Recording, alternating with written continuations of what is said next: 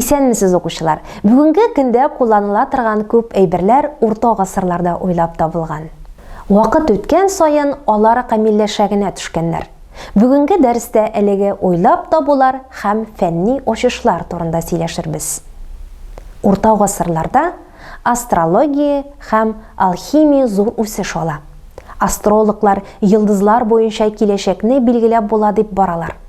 Алар белән корольләр, полководецлар, сәяхәтчеләр киңәшләшә.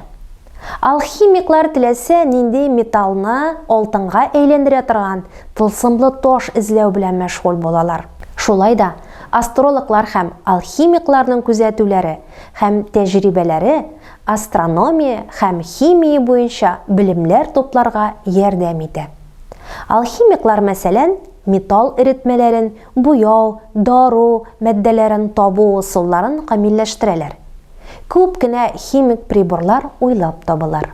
Астрологлар йылдызлар һәм күк җисемнәренең урнашу тәртибен, аларның хәрәкәтен һәм физик законнарын өйрәнәләр.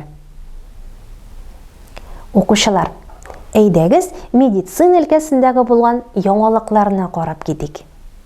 Медицинада файдалы белемнәр туплый. Хастаханәләрне башта епископлар һәм монастырьлар, ә соңрак шәһәр советлары төзетә. Хастаханәләрдә авыруларны гына дәвалап калмыйлар. Шулай ук хаҗиларны һәм ярлыларны урнаштыралар. Яраларны һәм сынган урыннарны табиблар түгел, ә цирюльниклар дәвалый. Диагноз кую өчен табиблар авыруның пульсын саный, теленең һәм бәүленең төсен карый. Медиклар гигиена кагыйдәләрен дөрес үтәү буенча файдалы киңәш бирә. Алар иртән юынырга, тешләрне чистартырга, туймас тамак ширенә бирелмәскә, кайнар ванналар белән мавыкмаска киңәш итәләр. 14нче гасырдан тау эшендә һәм һөнәрчелектә су двигателе кулланыла башлый. Элек-электән үк тегермәннәрдә су тәгәрмәченнән файдаланганнар. Тәгәрмәчнең аскы ягын ярсып аккан суга батырганнар. Шуның ярдәмендә тегермән ташы хәрәкәткә китерелгән. Андый тәгәрмәч түбәннән бәрмәле тәгәрмәч дип аталган. Соңрак өстенә агып төшкән су көче белән хәрәкәткә китерә торган югарыдан бәрмәле тәгәрмәч уйлап табыла. Ул түбәннән бәрмәле тәгәрмәчкә караганда кызурак әйләнә. Буып куелган су агып төшсен өчен тар канал казып улак куялар. Су арык буйлап килеп, тәгәрмәч калаклары өстенә югарыдан агып төшә. Металл эшкәрткәндә 1 тоннага кадәр авырлыктагы чүкечне шундый тәгәрмәч ярдәмендә хәрәкәткә китергәннәр.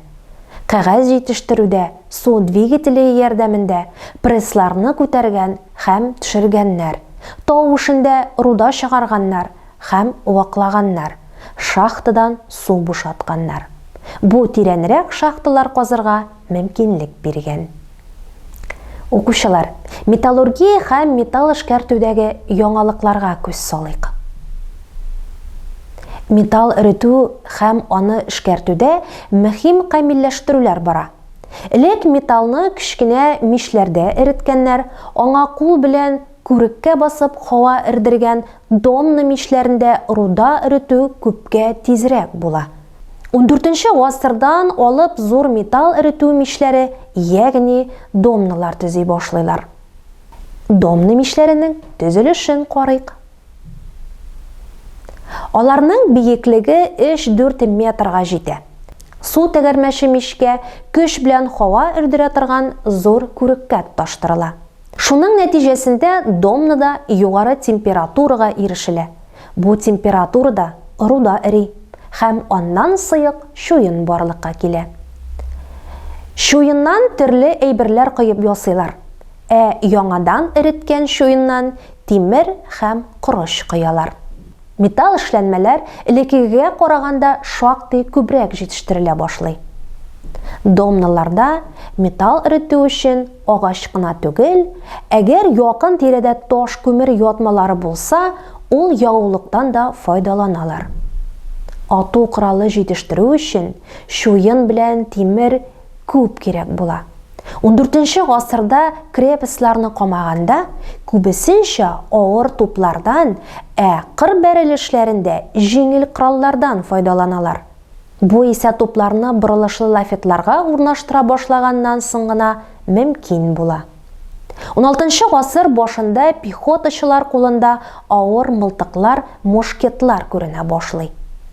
Аслыкка куеп мушкетлардан 150-200 адым ераклыкка шактый тиз ату мөмкинлеге булган. Туп һәм мылтыкларны махсус формаларда кыялар һәм көпшәләрен махсус станок ярдәмендә бораулыйлар. Ату коралы таралу хәрби эштә бик зур борылыш китереп чыгара. Хәзер сүз диңгездә йөзү һәм кораблар төзелеше турында булыр. Европалылар озак вакытларга кадәр ачык диңгездә ерак сәяхәтләргә чыгарга батырчылык итмиләр. Дөрес төзелгән карталары һәм диңгез приборлары булмаган сәяхәтчеләр бәләкәй корабларга утырып Европа диңгезләрендә генә yüзәләр. Диңгезчеләр корабның кайда икәнлеген дулкын көчле булмаган урыннарда яр буена төшеп, күк йөзе аяз вакытта йолдызларга карап кына билгели алганнар. Компас уйлап табылгач кына ачык диңгезгә чыгу куркынышы кими. Корабның кайдалагын билгеләүче приборлар астролябиялар уйлап табыла. 15 гасырда тиз йөрешле, җилкәнле, җиңел судно каравелла төзелә. Мондый суднолар бик хәрәкәтчән һәм күп сыйдырышлы була. Каравеллаларга утырып ерак диңгез сәяхәтләренә китү мөмкинлеге туа. Китап басуны уйлап табу, һөнәрчелек һәм сәүдәнең алга китүе шәһәр халкының укый-яза белүгә омтылышын арттыра. Мәктәп балаларына һәм студентларга дәреслекләр тагы да күбрәк кирәк була башлый. Элек китапларны күчереп язу белән монахлар гына шөгыльләнә. Әмма шәһәрләр үсү белән китаплар күчереп язу буенча заказлар ала торган мастерскойлар һәм хәтта китапханәләр дә барлыкка килә. 15 гасыр уртасында немец Иоганн Гутенберг китап басу усулын уйлап таба. Озак һәм нык тырышканнан соң ул металлдан аерым литрлар кую юлын ача. Уйлап табучы шулардан юллар һәм китап битләрен җыеп, аны кәгазьгә төшерә. Җыелма шрифт ярдәмендә теләсә нинди текстның күпләгән битләрен җыярга мөмкин була. Гутенберг китап басу станогы да уйлап таба. 1456 елда Гутенберг беренче басма китап Библияны бастырып чыгара. Китап басуны уйлап табу кешелек тарихында иң бийек ачышларның берсе. Ул белем алуны, фән һәм әдәбиятны алга этәрә.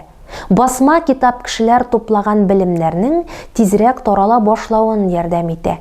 Бу белемнәр тулырак саклана һәм киләчәк буыннарга барып җитә. Укучылар, урта гасырларда фәнни ачышлар һәм уйлап табулар диелгән темабызның теория өлеше тәмам. Практик өлештә очрашырбыз.